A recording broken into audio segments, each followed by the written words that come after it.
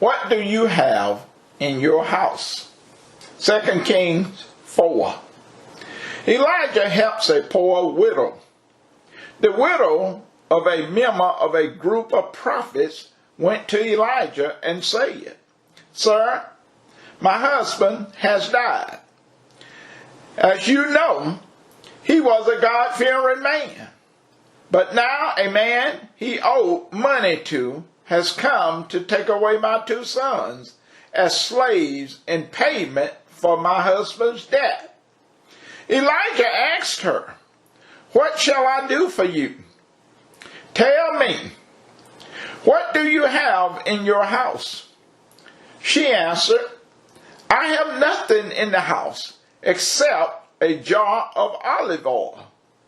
Elijah said, "Borrow many empty containers from all your neighbors. Then close the door behind you and your children, and pour oil in all those containers. When one is full, set it aside." So she left him and closed the door behind her and her children. The children kept bringing containers to her, and she kept pouring.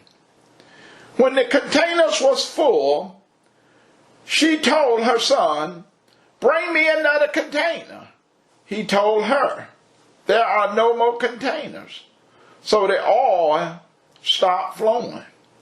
She went and told the man of God. He said, "Sell the oil and pay your debt.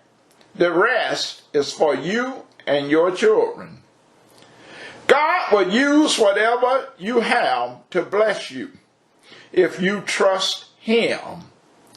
Her husband was a God-fearing man, and I am pretty sure she and her children were also God-fearing.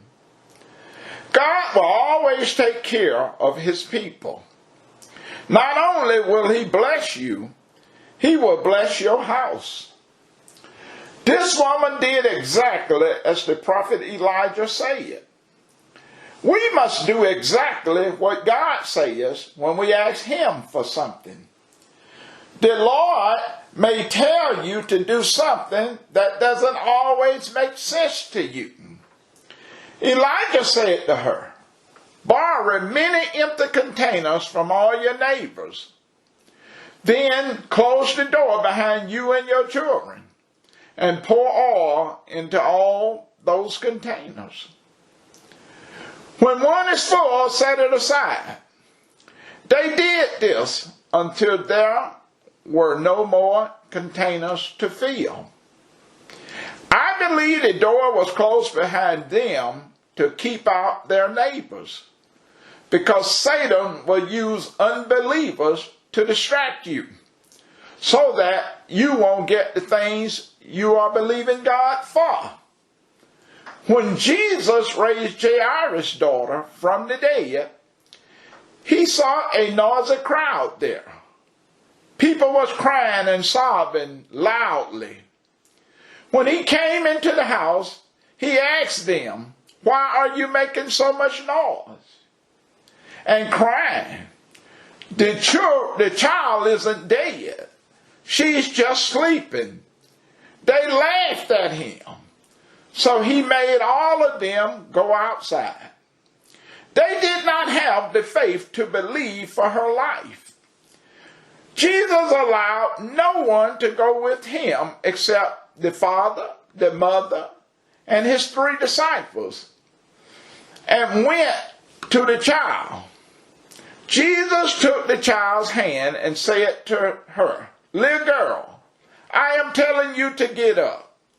The girl got up at once and started to walk. When you pray or ask God for anything, do not ask an unbeliever to come in agreement with you. This is a distraction from the devil to stop you from getting the things you ask God for. When you obey God, He will always bless you with more than enough. Elijah said to the widow, "Sell the oil and pay your debts. The rest is for you and your children." Jesus said, we must always pray and never give up. I'm Pastor Larry Cobb of the Redeeming Light Ministries. You have a blessed day.